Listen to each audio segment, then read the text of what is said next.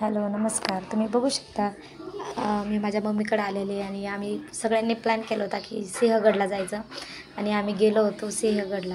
आम्ही चाललोच होतो. तुम्ही बघू शकता इथून सिंहगड दिसत आहे आणि जाताना इतकं सुंदर फुलांची झाडं होते आजूबाजूने.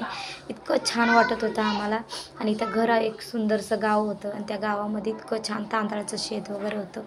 तुम्ही बघू शकता. म्हटलं चला आता. आणि आम्ही बस स्टॉपवर आलो होतो आणि तिथून सिंहगडावर जाणारी गाडी असते तिथं थोडंसं शूट केलं. हे बघा अर्पण माझ्याकडे बंदूक करून मला मारत आहे.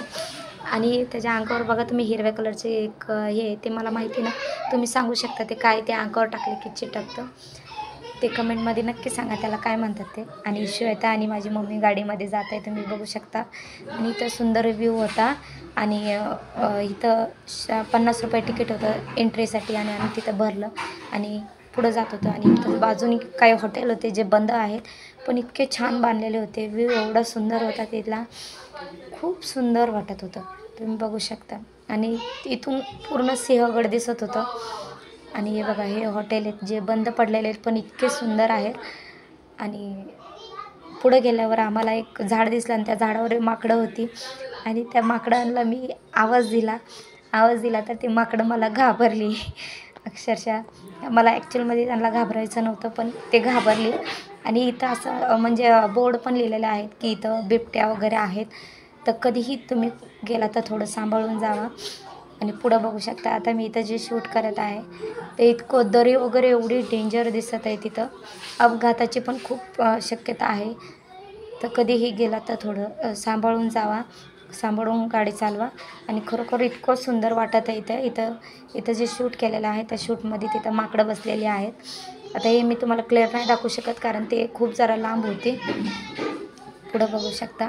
आणि इथून मी दरीचं शूट करत होते. अरे आणि एवढं बापरे तुम्हाला काय सांगू, एवढी मोठी घटना आमच्यासोबत घडली की मी सांगू शकत नाही.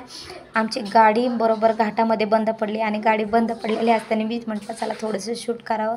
तिथं कठाड्यावर चढून मी शूट केलं. आणि हे बघा हे म्हणतायत मला की शूट करू नको. आणि तुम्ही बघू शकता इथून गड पूर्ण दिसत आहे. आम्ही गडावर आलो, शेखर आम्हाला घ्यायला आला. आणि पुढं गेल्यावर शेखरांनी आम्हाला इथं सोडलं आणि परत ते त्यांना घ्यायला गेले. इथं माऊ टेन्शनमध्ये बसलेली आहे आणि श्वेता म्हणते शूट करू नको. आणि बघा इथं व्ह्यू किती छान दिसतं. पुढं गेल्यावर बघा इथं सगळे खाणारी लोक बसलेले आणि इतकं छान छान चणे आणि कैरी आवळे वगैरे घेऊन बसलेले आहेत. आम्ही पुढं गेलो, हे फर्स्ट दरवाजा आहे. आणि तिथं गेल्यानंतर आम्ही थोडंसं शूट केलं, थोडेसे फोटो काढले. आणि तिथून व्ह्यू एवढा सुंदर दिसत होता, एवढं छान वाटत होतं. आणि मी श्वेताला म्हटलं की आता तू शूट कर, हे सगळं आलं पाहिजे असं.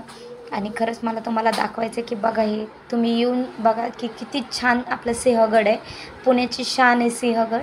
आणि इतकं छान आम्ही तिथं परत थोडंसं शूट केलं, फोटोशूट. म्हटलं चला अजून पुढे जायच्या अगोदर आपण शूट करून घेऊया थोडंसं, नंतर परत लेकरं करून देतील कारण. आणि हा दुसरा दरवाजा आहे बघू शकता तुम्ही.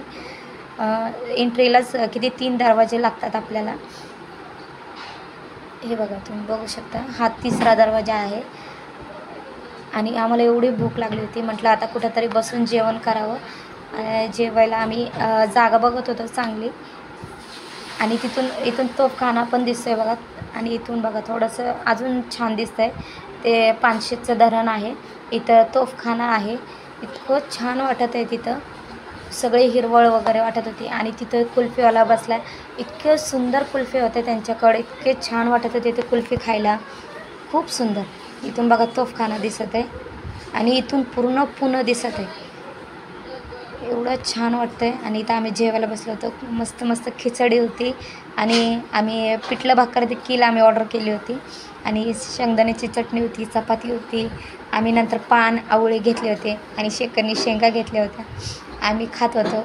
आणि शेखर बघा मागं मला शेंगा मारतात. आणि हे जे फ्रूट आहे हे सगळीकडे तिथं सिंहगडावर आहे, पण हे फ्रूटचं नाव काय मला माहिती नाही, तुम्ही कमेंटमध्ये नक्की सांगू शकता. हे बघा आम्ही इथं परत शूट केलं, थोडंसं फोटोशूट केलं.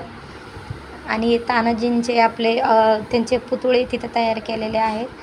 हे जुने नाही आहेत, हे आत्ता नवीन केलेले आहेत. आणि आम्ही तिथं फोटोशूट केला. आम्ही परत पुढं गेलो. हे बघा.